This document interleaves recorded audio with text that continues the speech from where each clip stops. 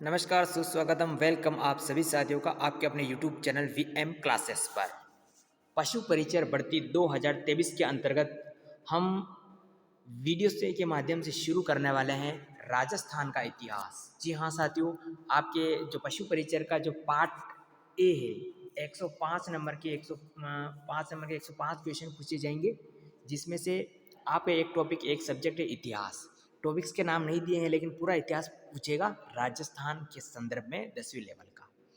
तो आप जानते होंगे कि राजस्थान का इतिहास है, उसमें मध्यकालीन, आधुनिक और प्राचीन इतिहास पूछते हैं। तो हम छोटे छोटे वीडियो के माध्यम से छोटे छोटे टॉपिक्स को कवर करने वाले हैं। तो सबसे पहले हम इतिहास में जिस टॉपिक्स को छेड़ेंगे उसका नाम है राजस्थान के इतिहास के स्रोत। सबसे पहला जो टॉपिक्स पढ़ते हैं हम राजस्थान के इतिहास के प्रमुख स्रोत पढ़ते हैं, ठीक है ना। तो आज से हम शुरू कर रहे हैं छोटे छोटे वीडियो के माध्यम से एक एक अलग अलग शिलालेख, अलग अलग टॉपिक्स को अलग अलग वीडियो के माध्यम से पढ़ने वाले हैं। बहुत अच्छा, शानदार, इंटरेस्टिंग तरीके से पढ़ेंगे। आइए हम शुरू करते हैं राजस्थान के इतिहास के स्रोत। तो देखिए, राजस्थान के प्रमुख शिलालेख। सबसे पहले इतिहास के जो स्रोत है जानने के लिए, उसमें हम कई सारी चीज़ें पढ़ते हैं, जैसे प्रशस्ति पढ़ते हैं, शिलालेख पढ़ते हैं, सिक्के पढ़ते हैं, है ना। इसके अलावा ताम्रपत्र पढ़ते हैं। यानी ये जिन ऐसी चीज़ें जिनसे इतिहास का पता चलता हो, क्योंकि हमने तो देखा नहीं कि महाराणा प्रताप थे, उनके जो सबूत है कि वो थे, उन चीज़ों को जानने के लिए, यानी इतिहास को जानने के लिए जो भी साधन है उनको स्रोत कहते हैं, यानी इतिहास जानने के स्रोत। जैसे सिक्के हो गए, अब वो कहाँ से मिले, ठीक है, और उसका नाम क्या है, उसकी विशेषता क्या है, उसकी किसकी जानकारी मिलती है, इन सबको स्रोत के माध्यम से हम जानते हैं, ठीक है ना। सबसे पहले राजस्थान के प्रमुख शिलालेख को हम पढ़ने वाले हैं। तो शिलालेख कहते किसे हैं, प्रमुख शिलालेख को पढ़ेंगे, उसमें कई सारे शिलालेख आ जाते हैं। एक एक छोटे छोटे वीडियो के माध्यम से एक एक हम को पढ़ेंगे। सबसे पहले शिलालेख या अभिलेख।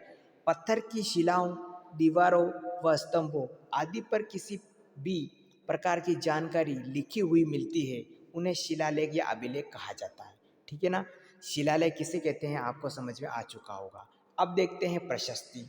प्रशस्ति किसे कहते हैं भाई साहब, आइए। जब किसी शिलालेख पर किसी शासक की उपलब्धियों का यशोगान मिलता है तो उसे प्रशस्ति कहते हैं, ठीक है। भारत में पहली बार शिलालेख ईरानी राजा दारा प्रथम की प्रेरणा से महान मौर्य शासक अशोक ने लगाए थे। किसने लगाए थे? मौर्य शासक अशोक ने लगाए थे। अशोक के शिलालेख एकाष्ट थे। अशोक के शिलालेखों में 4 लिपियां थी। कौन कौन सी? ब्राह्मी लिपि थी, खरोष्टी लिपि थी, अरेमाइक लिपि थी व यूनानी लिपि थी। यानी ये 4 तरह की लिपियां उसमें थी, ठीक है ना। इंपॉर्टेंट लगा लीजिएगा। अभिलेख के अध्ययन को, यानी कि जो अभिलेखों का अध्ययन है उससे कहा जाता है, क्या कहा जाता है? एपिग्राफिक कहा जाता है। क्या कहा जाता है? एपिग्राफिक जो है अभिलेखों के अध्ययन को कहा जाता है। भारत में संस्कृत भाषा का प्रथम अभिलेख शक शासक रुद्रदामन का जो है, जिसका नाम है जूनागढ़ अभिलेख, जो गुजरात से है वो है, ठीक है ना। भारत में संस्कृत भाषा का प्रथम अभिलेख अगर पूछे तो जूनागढ़ अभिलेख है, रुद्रदामन का, गुजरात से ये मिला है। राजस्थान के प्रारंभिक शिलालेखों की भाषा संस्कृत है भाई साहब, ठीक है ना। जबकि मध्यकालीन शिलालेखों की भाषा संस्कृत, फारसी, उर्दू और राजस्थानी है, ठीक है ना। सबसे पहले तो संस्कृति थी।